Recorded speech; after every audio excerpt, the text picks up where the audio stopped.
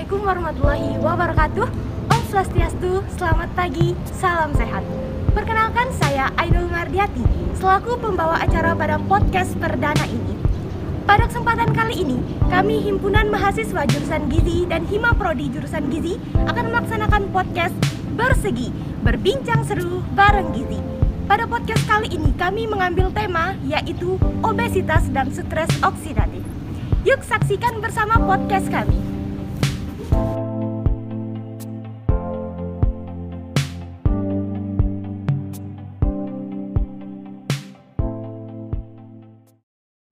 Halo, selamat pagi Bu.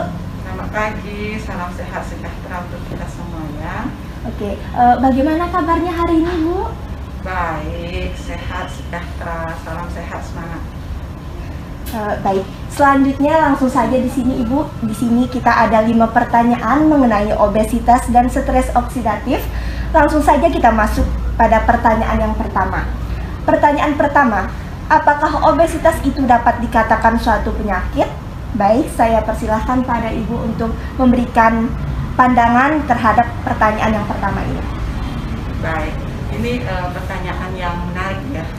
Kita mulai dulu dari obesitas. Sebenarnya yang dimaksudkan dengan obesitas ini adalah suatu kondisi di mana terjadi penimbunan lemak di dalam tubuh, khususnya di jaringan limfosit, yang mana ini diakibatkan karena ketidakseimbangan antara asupan energi dengan energi yang dipergunakan oleh tubuh gitu. Ya, dan itu berlangsung dalam waktu yang lama. Nah, kondisi ini apabila ditanyakan apakah ini merupakan suatu penyakit atau tidak, sampai saat ini sebenarnya hal ini masih menjadi pro dan kontra.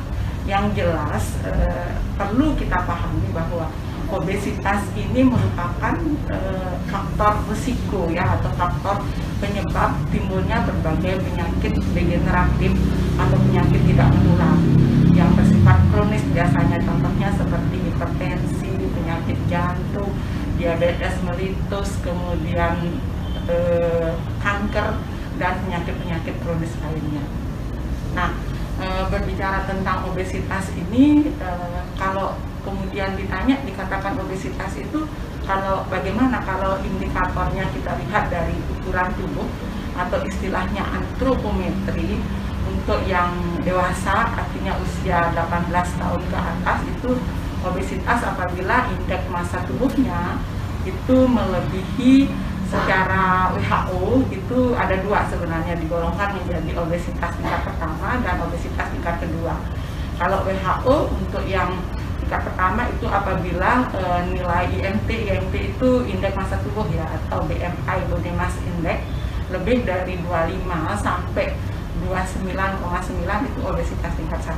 Dan apabila indeks massa tubuhnya kemudian lebih dari 30, satuannya itu kilogram per meter persegi, itu lebih dari 30, itu sudah obesitas tingkat 2 atau berat. Nah, sedangkan secara nasional menurut Kemenkes RI itu obesitas itu disebutnya di sini gemuk ya, ada gemuk ringan dan ada gemuk berat. Nah, kalau yang ringan itu apabila indeks massa tubuhnya lebih dari 25 sampai 27 ya. Nah, kalau lebih dari 27 itu sudah gemuk berat ya, atau dengan obesitas. Jadi dengan kata lain, apabila lebih daripada 25 itu sebenarnya sudah harus waspada ya, hati-hati, itu akan menjadi suatu obesitas yang merupakan salah satu faktor yang dapat menginisiasi timbulnya berbagai penyakit kronis, penyakit degeneratif atau penyakit tidak menular. Nah, itu kan tadi saya berbicara pada dewasa ya. Bagaimana halnya dengan pada anak ya? Kalau pada anak balita itu, kalau menurut Kemenkes nomor 20 tahun 2020 dikatakan obesitas dengan menggunakan indeks berat badan menurut tinggi badan itu apabila nilai standar deviasinya lebih dari +3 SD. Sedangkan kalau kita menggunakan indeks massa tubuh menurut umur, nah itu apabila indeks massa tubuh menurut umurnya lebih dari 12 SD, itu dari antropometri. Lalu ada lagi satu lagi mungkin sudah umum juga di masyarakat, kalau yang orang dewasa biasanya pernah dengar ya, lingkar perutnya diukur. Nah, bagaimana itu Bu? Nah, kalau lingkar perutnya diukur, kalau yang laki-laki lebih dari 90 cm, nah itu sudah obesitas. Kalau perempuan lebih dari 80 itu juga sudah tergolong obesitas, dan ini lebih bahaya lagi karena sudah termasuk obesitas sentral atau obesitas abdominal istilahnya ya. Itu tanggapan saya untuk yang pertama. Mudah-mudahan bisa membuka wawasan tentang obesitas yang ini tentunya sangat terkait masih rangkaian Hari Gizi Nasional ya, bagaimana kita bergerak bersama, melakukan aksi bersama untuk mencegah obesitas. Baik, terima kasih atas jawabannya yang pertama Ibu. Di sini kita melanjutkan dari pertanyaan yang pertama. Ada pertanyaan yang berbunyi, kapan sih obesitas itu menjadi masalah? Silakan. Oke. Pada saat seseorang itu kemudian sudah tergolong obesitas seperti indikator yang saya sampaikan tadi, saat itu sudah menjadi masalah. Masalahnya apa? Karena itu merupakan pintu masuknya berbagai penyakit yang bersifat kronis, tentu akan sangat mengganggu kehidupan selanjutnya.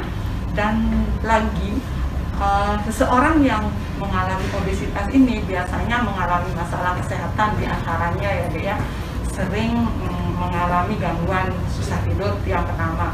Kemudian yang kedua, kadang-kadang ada yang mengalami sering nyeri punggung, nyeri sendi, kemudian juga cepat lelah, kemudian juga napas cepat ngos-ngosan gitu. Kemudian kadang juga yang obesitas ini sering mengeluarkan keringat yang lebih banyak daripada yang memiliki berat badan normal gitu ya. Jadi pada saat seseorang itu sudah tergolong obesitas, itu sudah menjadi masalah. Belum lagi masalah lain yang selain terkait dengan yang saya sebutkan tadi. Kadang orang obesitas juga mengalami gangguan stres ya. Nah itu. Jadi hati-hati, ini merupakan sesuatu yang menarik dan tugas kita sebagai ahli gizi untuk menyampaikan kepada masyarakat tentang pentingnya mencegah obesitas tersebut. Supaya tidak jadi masalah. Kan tadi pertanyaannya kapan jadi masalah? Pada saat seorang itu mengalami obesitas sudah menjadi masalah. Baik, selanjutnya pertanyaan, apakah yang dimaksud dengan stres oksidatif dan apakah hubungannya dengan obesitas?